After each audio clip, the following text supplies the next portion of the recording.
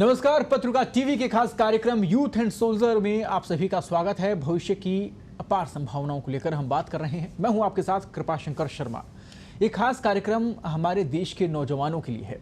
वे नौजवान जो Indian armed forces यानी कि भारतीय सशस्त्र सेना में जाकर अपना करियर बनाना चाहते हैं। तो चलिए अब आपको रूबरू करवाता हूं हमारे खास मेहमान कर्नल भंडारी साहब से, जो आपको बताएंगे कि टेरिटोरियल आर्मी होती क्या है। सर, बहुत बहुत स्वागत है आपका पत्रिका टीवी में। Thank you. दोस्तों, मैं आपको बता दूं कि कर्नल भंडारी सैनिक स्कूल चित्तौड़गढ़ और राष्ट्रीय रक्षा अकादमी से हैं। 33 साल की आर्टिलरी में विशिष्ट सेवा के बाद 2006 में सेना से सेवानिवृत्त हुए। वे अभी मार्गदर्शन, एडवाइजरी एंड कंसल्टेंसी सर्विसेज के संस्थापक हैं, जो कि career building, security and fire safety आदि में काम कर रही है। बहुत बहुत स्वागत है आप सबका और सराहनीय सफर आपका रहा है। और आर्मी को लेकर उत्सुकता भी होती है। सेना को लेकर हर किसी के दिल में, दिमाग में, जहन में एक अलग ही छवि होती है। सम्मानीय और इसके साथ ही देश की रक्षा जिनके कंधों पर, जिनके ऊपर सबसे बड़ी जिम्मेदारी है, वो हमारी भारतीय सेना है। अब सेना में भी कई प्रारूप हैं, सेना में कई रूप हैं, जिनको हम अलग अलग तरीके से देखते हैं। मुख्य रूप से 3 सेगमेंट होते हैं सेना के, उन्हें हम जानते हैं, पहचानते हैं, और उन्हीं में से निकल कर आता है टेरिटोरियल आर्मी, जिसको लेकर आज हम चर्चा कर रहे हैं। आखिरकार टेरिटोरियल आर्मी होता क्या है, टेरिटोरियल आर्मी के जरिए आप क्या कर सकते हैं, कैसे इसमें आप भर्ती हो सकते हैं, देश सेवा में आपका योगदान क्या रहेगा, आखिरकार आपको पोस्टिंग कहाँ मिलेगी, तमाम सवाल हैं इससे जुड़े हुए। आपके जहन में भी रहे होंगे। बहुत से ऐसे भी युवा हैं जो हमारा कार्यक्रम देख रहे हैं, उन्होंने इसके लिए प्रयास भी किया होगा। आखिर वो सफल हो पाए या नहीं हो पाए, उस कड़ी से भी वो बाहर निकल आएंगे इस कार्यक्रम को देखने के बाद में। इसके साथ ही जो इसके लिए तैयारी कर रहे हैं, जो इसमें जाने के इच्छुक हैं, आज उन तमाम युवाओं के सवालों का जवाब इस कार्यक्रम में मिलेगा। भंडारी साहब हमारे साथ मौजूद हैं। एक एक कड़ी दर कड़ी हम आगे चलेंगे, वो आपको बताएंगे टेरिटोरियल आर्मी के बारे में, जीरो से लेके आखिरी अंत तक, यानी कि आपके नौकरी लगने तक पूरे सफर की ओर हम आगे बढ़ेंगे। शुरुआत करते हैं। सबसे पहला सवाल मैं आपसे लेना चाहूंगा, आखिरकार टीए होती क्या है? टीए बटालियन, टेरिटोरियल आर्मी, प्रादेशिक सेना क्या होती है? प्रादेशिक सेना, टेरिटोरियल आर्मी एक मिलिट्री ऑर्गेनाइजेशन है, ऑक्सिलरी, जिसको सहायक ऑर्गेनाइजेशन कहा जा सकता है आर्मी का। ये पार्ट टाइम वॉलंटियर्स की आर्मी है, और इसको ये कहना भी सही होगा कि ये सिटीजन्स आर्मी भी कहला सकती है। और इसमें प्रोफेशनल सोल्जर्स नहीं होते हैं, बट जो टेम्परेरीली अपना कुछ समय सेना में सर्विस दे के सर्विस करते हैं, उसे टेरिटोरियल आर्मी कहते हैं। तो फिर टीए के गठन करने की आवश्यकता क्यों पड़ी? हमारी तो सेना पहले से मौजूद थी, लगातार फुल सर्विस में भी हम काम कर रहे हैं। कुछ सीमित समय की, कुछ सालों की जो सर्विस होती है वो अलग से पहले से गठन उनका किया गया है। तो सेना में आखिरकार फिर अलग से प्रादेशिक सेना यानी कि टेरिटोरियल आर्मी की ज़रूरत क्यों पड़ी? इसका क्या कारण था? सबसे पहले तो टेरिटोरियल आर्मी की जो रिक्वायरमेंट है वो ये इसलिए होती है कि आप एक देश के अंदर रिजर्व्स पैदा कर सकें जो कि ट्रेंड सैनिक हों जी, पार्टली ट्रेंड सैनिक हों, और जो दूसरे काम में भी व्यस्त रहते हैं, पर जब ज़रूरत पड़ती है तो उनको बुलाया जा सकता है। दूसरी ये है कि जो युवा कुछ मिलिट्री ट्रेनिंग लेना चाहते हैं, उनके लिए एक रास्ता है कि वो कुछ समय मिलिट्री ट्रेनिंग लें और कुछ समय अपना मिलिट्री में दें और बाकी समय अपना नॉर्मल प्रोफेशन में रहें। और तीसरा जो रिक्वायरमेंट इसका पड़ता है वो इसलिए कि जो आर्मी है उसकी साइज़ छोटी रखी जा सके जी, ये तीसरा मेन कारण है। तो फिर टीए में कितने समय के लिए व्यक्ति जा सकता है? अगर जैसे कि किसी युवा की भर्ती होती है, आपने कहा कि कुछ समय के लिए उन्हें नौकरी मिलती है, वहाँ पर कुछ समय होता है, नौकरी से भी बड़ा शब्द देश सेवा का हम कहना चाहेंगे, तो कुछ समय उन्हें मिल पाता है देश सेवा का, तो इसका क्या कोई प्रारूप निश्चित है? कितने समय तक वो काम कर सकते हैं? अगर किसी को रेगुलर काम करना है तो फिर उसका क्या प्रोसीजर है? ऐसा है कि जो टेरिटोरियल आर्मी में है, जो जवान लेवल पे एंट्री है, उसकी कलर सर्विस 7 साल मानी गई है जी। वो 7 साल नौकरी कर सकता है टेरिटोरियल आर्मी में, और ये फिर 2-2 साल बढ़ाई जाती है, मैक्सिमम 15 साल तक। ठीक है। एक तो ये बात है। दूसरा ये है कि परमानेंट टेरिटोरियल आर्मी में कोई होना चाहता है, वो वो फैसिलिटी नहीं है एक तरीके से, क्योंकि 15 साल से मैक्सिमम कलर सर्विस नहीं मिलेगी, उसके लिए आपको सेना में ही जाना पड़ेगा। इसके साथ ही एक और अगला सवाल मैं इसमें लेना चाहूँगा, टीए जैसे सैन्य संगठन होने के आखिरकार फ़ायदे क्या हैं किसी भी देश के लिए, भारत देश के लिए इस सेना के क्या बेनिफिट्स हैं?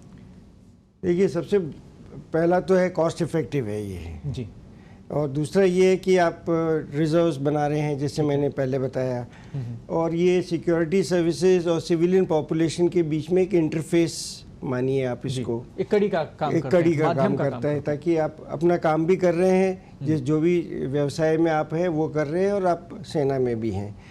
और जो दूसरी दो बातें इसके लिए इम्पोर्टेंट है कि इसके क्या फ़ायदे हैं, ये रास्ता है कि एक्स सर्विसमैन को आप री एम्प्लॉय कर सकते हैं, जैसे इकोलॉजिकल बटालियंस में हैं, और वातावरण या आपका जो इस तरह के रिमोट एरियाज़ हैं, गंगा की क्लीनिंग का काम है, उस तरह की जो इनकी देखरेख है उसमें ये लोग इस्तेमाल किए जा सकते हैं, वहाँ इनकी जिम्मेदारी हो जाती है। और इसके साथ भूमिका क्या है वो भी समझने की कोशिश करते हैं। सर, टीए के लिए क्या भूमिका निर्धारित की गई है, उनके लिए क्या रूप पहले से निर्धारित किया गया है? देखिए साहब, ऐसा है कि जो टीए का मेन रोल है वो आर्मी को सब्स्टिट्यूट करता है, जैसे कि स्टैटिक जो जिम्मेवारियां हैं, सिविल एडमिनिस्ट्रेशन को असिस्ट करता है, और कुछ जो नेचुरल कैलेमिटीज़ होती हैं, आपदाएं घटती हैं, उनमें वो सहयोग कर सकते हैं। और सबसे बड़ी बात है कि जैसे कोई एसेंशियल सर्विसेज है, जैसे रेलवे है, ऑयल की सप्लाई है, ये सुविधाएं जब वॉर के टाइम पे अगर कुछ रुकावट आती हैं तो ये टेरिटोरियल आर्मी उनको संभाल सकती है, ये रोल है इनका।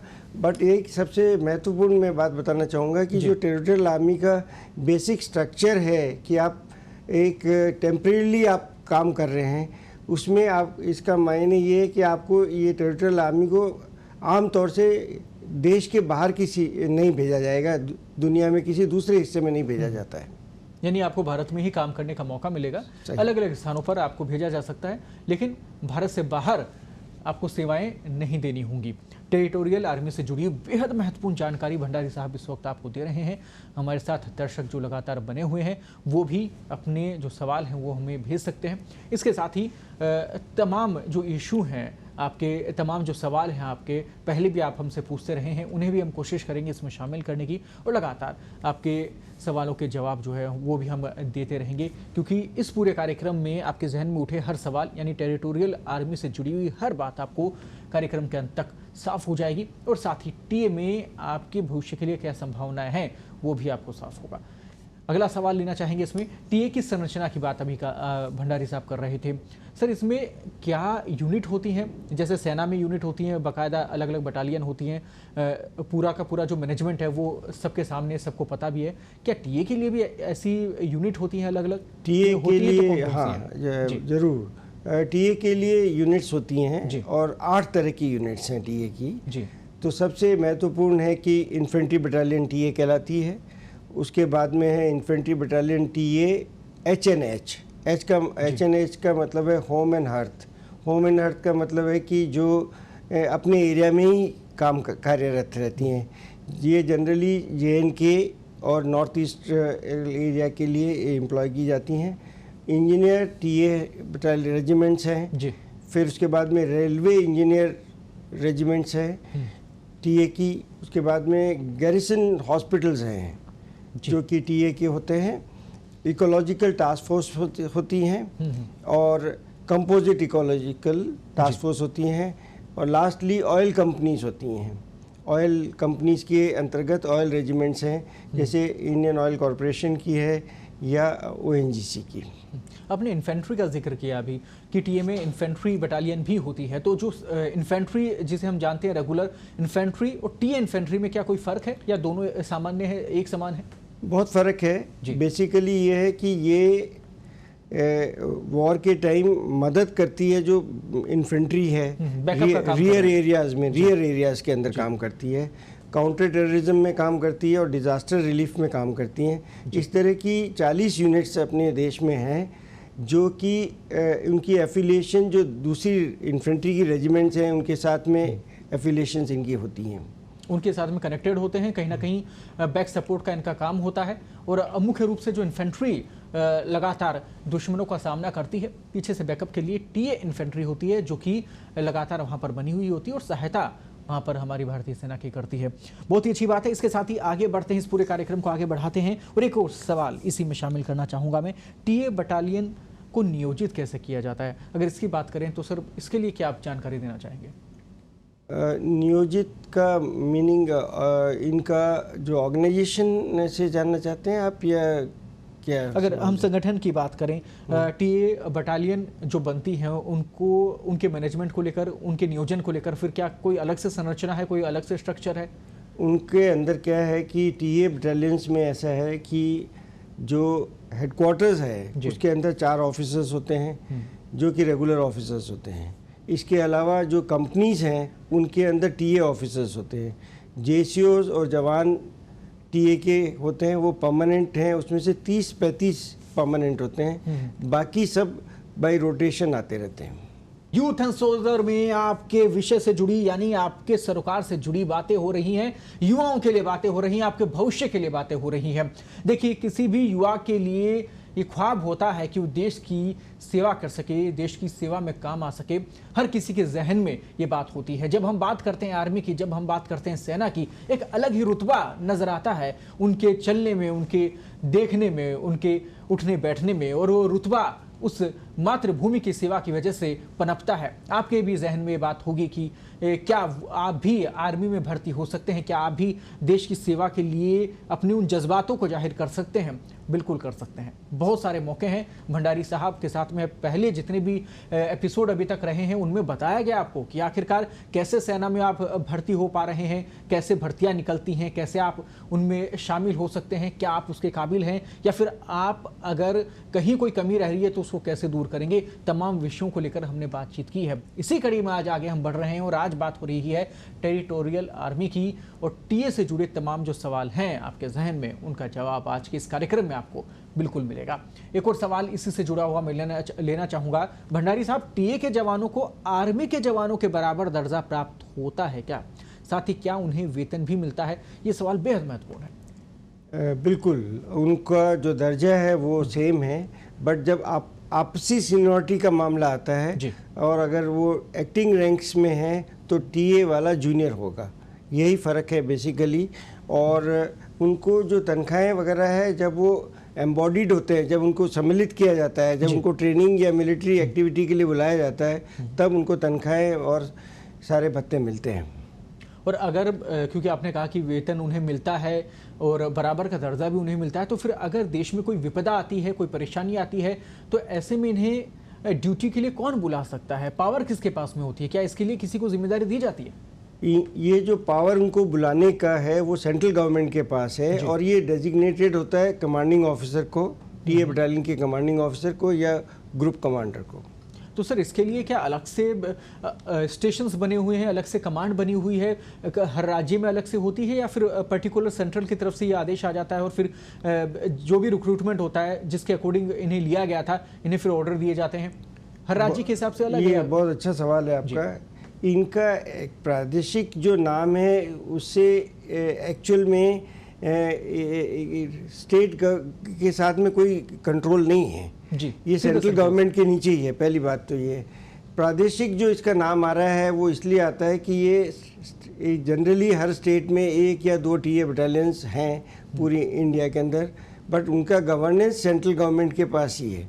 स्टेट गवर्नमेंट का इसमें कोई रोल नहीं आता है। जी, जैसे कि मान लीजिए, जैसे राजस्थान में अगर टीए बटालियन है, कमांड है यहाँ पर, अगर यहाँ से उन्हें बुलाया जाता है तो पर्टिकुलर ज़रूरी नहीं है कि राजस्थान में कोई विपदा आती है, कोई समस्या आती है तो सिर्फ यहीं से आएंगे। बाहर से भी किसी राज्य से अगर टीए बटालियन है तो वहाँ से बुलाया जा सकता है उनको, या फिर दूसरे राज्य में भेजा जा सकता है। इस टाइप से कोई संभावना है? बिल्कुल। ये जो आर्मी का स्ट्रक्चर है, टीए आर्मी के कमांड कंट्रोल स्ट्रक्चर के अंदर आती है जी। और इनका जो एम्प्लॉयमेंट है वो आर्मी के जो जिस कोर, जिस डिवीज़न या जिस कमांड के नीचे प्लेस की जाती है टीए बटालियन को, टीए यूनिट्स को, वो ही उनका उपयोग करेंगी। किस तरह से उनको यूज़ करना है, कब यूज़ करना है, कहाँ यूज़ करना है।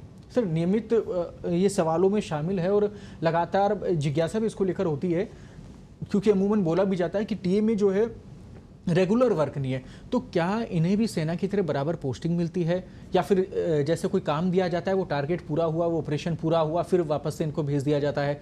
क्या पोस्टिंग सिस्टम इसको लेकर कैसा है? टीए में पोस्टिंग्स तो आप एक लेटर से, अभी जैसे जयपुर में एक टीए बटालियन है, ठीक है, टीए ग्रेनेडियर बटालियन है जो कि सेनापति भवन के पास है। तो उसमें जो परमानेंट काडर है, मैंने जैसे बताया 30 से 35 ऑफिसर जेसीओ जवान रहते हैं।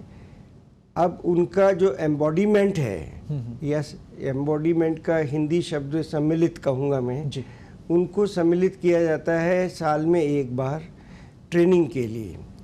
जैसे ट्रेनिंग डिपेंड करता है कि कैंप, जैसे क्योंकि टेरिटोरियल आर्मी की जो यूनिट्स हैं उनकी ट्रेनिंग भी दो तरीके से होती है। एक तो अगर वो प्रोविंशियल है या वो पब्लिक है। पब्लिक का मतलब है जैसे शहरी एरियाज़ में जो यूनिट्स हैं, तो उनकी ट्रेनिंग आप साल भर में चलती रहती है, तो उनको ट्रेनिंग के हिसाब से बुलाया जाता है जी। और अगर कैंप है तो कैंप, अगर 2 महीने का कैंप है या 1 महीने का कैंप है, तो उनको कैंप के टाइम पे बुलाया जाता है। ये तो रहा ट्रेनिंग के लिए। अब आता है कि ऑपरेशनल कमिटमेंट क्या है। नॉर्मल पीस टाइम में उनको नहीं बुलाया जाएगा। जैसे मान लीजिए ये टीए बटालियन यहाँ वाली है, अगर इसको जेएनके में हमको यूज़ करना है तो ये यूनिट पूरी की पूरी मूव करेगी यहाँ से, और एम्बॉडीमेंट किया जाएगा। जो भी जवान ऑफिसर्स इसमें पोस्टेड होंगे उनको एम्बॉडीमेंट सम्मिलित किया जाएगा, उनको कॉल किया जाएगा और वो फिर यूनिट अपना रोल करेगी वहाँ पर। तो अभी ये हो रहा है कि कुछ केसेस में ये भी है कि टीए बटालियन जो अपने देश में अभी हालात हैं, आंतरिक सुरक्षा का समझ लीजिए या टेररिज्म का, जेएनके, नॉर्थ ईस्ट वगैरह में कुछ टीए बटालियंस ऐसी हैं जो कि लंबे समय के लिए एम्बॉडीड रहती हैं, क्योंकि उनका रोल है उस टाइम पे जी, तो उस समय उनको बुला लिया जाता है। तो फिर सर ये डिफरेंस तो बहुत बड़ा डिफरेंस है अपने आप में, तो क्या इनके प्रशिक्षण में भी डिफरेंस आता है? जो रेगुलर सेना में भर्ती होते हैं जवान, वैसा ही इनको प्रशिक्षण दिया जाता है, फिर इनका प्रशिक्षण अलग से डिसाइड किया गया है? बहुत अच्छा सवाल है आपका जी। इनका जो ट्रेनिंग है जी, वो ऑब्वियसली सेना के मुकाबले की तो नहीं हो सकती, पहली बात जी, क्योंकि जो इनके रोल हैं वो भी उसके बिल्कुल मैचिंग नहीं है, सेकंड लाइन ऑफ डिफेंस में आता है। तो इनकी ट्रेनिंग को पीरियड अभी ऑलमोस्ट सेम कर दिया गया है। बट सेना में जब किसी को ट्रेनिंग दे रहे हैं हम, तो शुरू में अगर मान लीजिए उसको 6 महीने की ट्रेनिंग दे रहे हैं आज की डेट में अग्निवीर को, तो हम 6 महीने लगातार दे रहे हैं, जबकि इस टेरिटोरियल आर्मी में इंडिविजुअल आ रहा है सेना के पास में बहुत लिमिटेड समय के लिए आ रहा है। तो उनकी जो ट्रेनिंग है, जैसे अभी अगर शहरी एनवायरनमेंट की, अर्बन यूनिट्स की बात करें, तो उनके लिए एक दिन 4 घंटे की अगर ट्रेनिंग दी जाती है तो उसको एक दिन माना जाता है जी। एग्जाम्पल दे रहा हूँ आपको जी। तो ट्रेनिंग बराबर तो नहीं है, बट आप ये समझिए इसको कि एक फाउंडेशन है कि एक आपने एक फाउंडेशन बनाया, फिर उसके ऊपर दूसरी फाउंडेशन बनाई, तीसरा चीज़ बनाई, तो आप वो ट्रेन हो जाता है पूरा जी। बिल्कुल। टीए में जाने वालों के लिए शैक्षणिक और शारीरिक योग्यता क्या चाहिए होती है? क्या इसमें डिफरेंस है सेना में, या फिर टीए के लिए अलग से योग्यता होनी चाहिए? टीए की जो योग्यता है एज वाइज है 18 से लेके 42 years age wise firstly. Secondly आते हैं कि शारीरिक है तो सोल्जर जीडी के लिए जो, या अग्निवीर जीडी आज की डेट में अग्निवीर जीडी की जो योग्यताएं हैं वो की वही योग्यताएं इनके लिए लागू हैं, सेम योग्यताएं लागू हैं। यानी 42 वर्ष की उम्र तक अप्लाई किया जा सकता है। तो सर इसमें कोई लिमिट भी है क्या कि 42 साल तक लगातार कोई व्यक्ति अप्लाई करता रहे, या फिर कुछ लिमिट है कि 4 बार आप अप्लाई कर सकते हैं, 5 बार आप अप्लाई कर सकते हैं? इसका कोई नियम है? इसमें कोई वो लिमिटेशंस नहीं है, आप अप्लाई कर सकते हैं। और अप्लाई करने का तरीका इसमें अभी तक ऑनलाइन नहीं हुआ है। इसमें जो रिक्रूटमेंट है आज की डेट में जोनल तरीके से होता है। जो पूरी इंडिया को 4 जोन में बांटा गया है, और वो बटालियन कहाँ पर लोकेटेड है उस हिसाब से उस एरियाज जो स्टेट्स इसमें शामिल हैं उस एरिया से ही भर्ती की जाती है। और भर्ती करने की जो जिम्मेवारी है वो टीए बटालियन को भी दी हुई है और जो आर्मी रिक्रूटिंग ऑफिसर्स हैं उनको दी हुई है।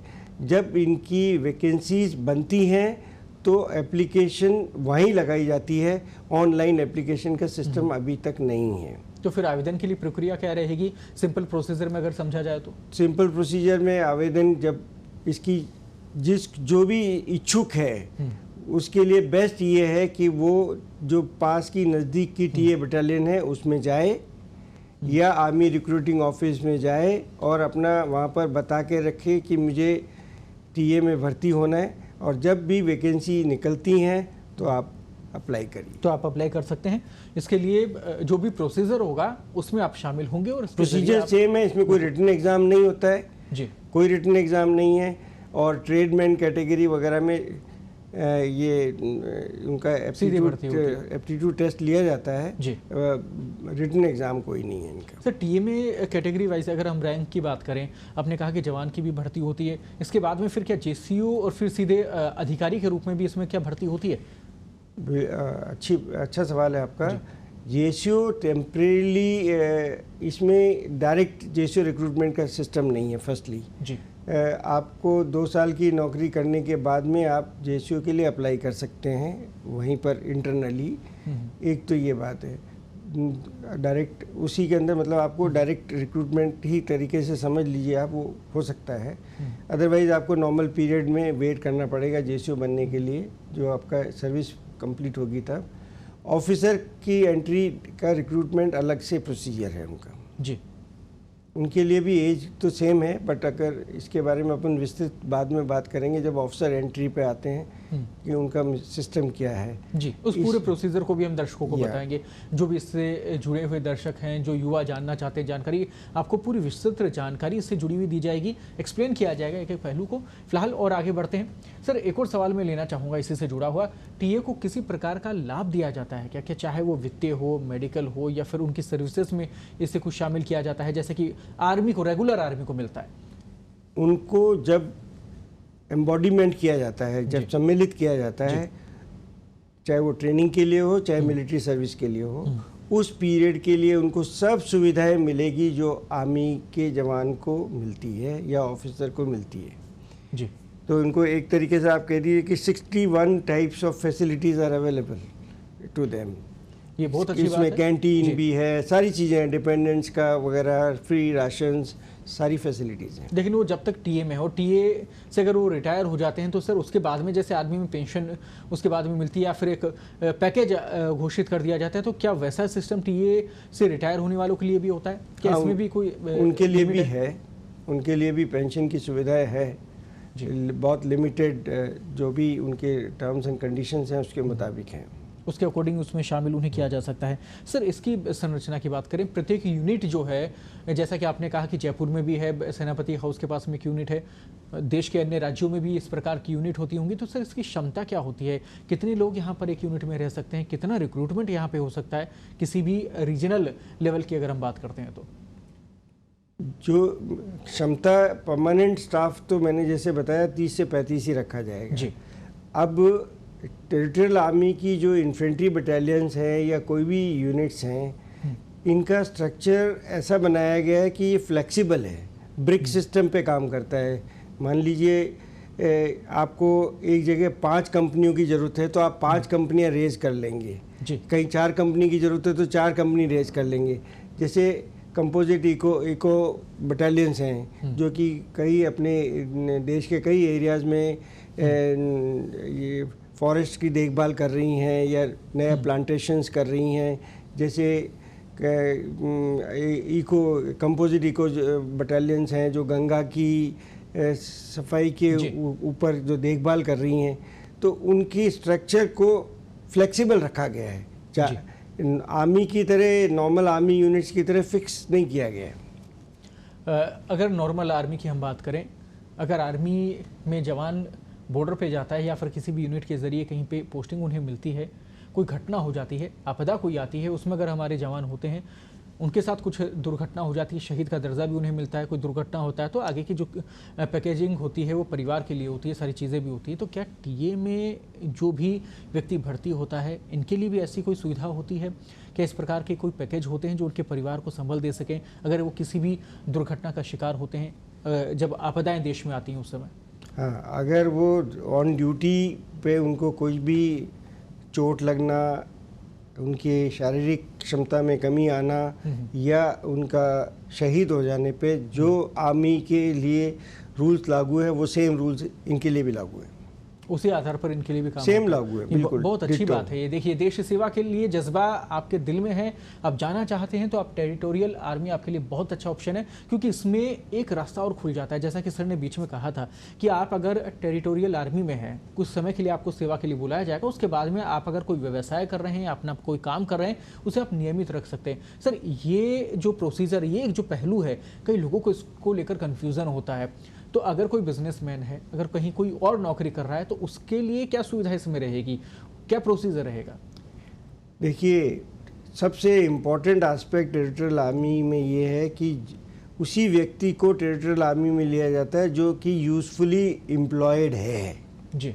मतलब अगर आप अनएम्प्लॉयड हैं तो आप टेरिटोरियल आर्मी में आपको भर्ती नहीं किया जाएगा, आपको एम्प्लॉयड होना ज़रूरी है, सबसे पहली बात। बहुत अच्छी। क्योंकि ये एक सिर्फ आप कुछ समय के लिए ही साल में 2 महीना या 3 महीना टोटल आप सेना की सर्विस में आ रहे हैं, बाकी पीरियड में आप अपने उस जिस व्यवसाय में आप हैं, अगर आप राजनीति में हैं तो आप वापस राजनीति में जा रहे हैं, आप बिज़नेस में हैं तो आप वापस बिज़नेस में जा रहे हैं, आप अगर किसी कंपनी में काम करते हैं, कॉरपोरेट में हैं, आप वापस उसी में जा रहे हैं। अच्छा, और जब आप अप्लाई करते हैं तो परमिशन का तरीका भी यही बनाया गया है। मान लीजिए कि एक्स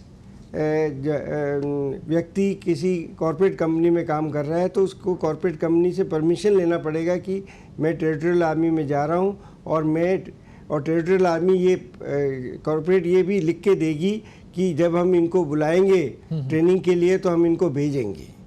ये भी कमिटमेंट, दोनों साइड का कमिटमेंट है इसके अंदर। बहुत अच्छी बात है ये। अगर किसी को भी इसको लेकर कन्फ्यूज़न होगा तो वो कन्फ्यूज़न आज हमेशा हमेशा के लिए दूर हो जाएगा, क्योंकि भंडारी साहब ने बिल्कुल तरीके से इसका जवाब एक दिया है, बिल्कुल सीधे शब्दों में आप तक वो पूरी जानकारी पहुंच चुकी है। सर, आखिरी सवाल एक बार मैं लेना चाहूँगा इससे जुड़ा हुआ कि टेरिटोरियल आर्मी की हम शुरू से बात करें, भर्ती को लेकर बात की, 18 से 42 साल तक की उम्र की भी हमने बात की।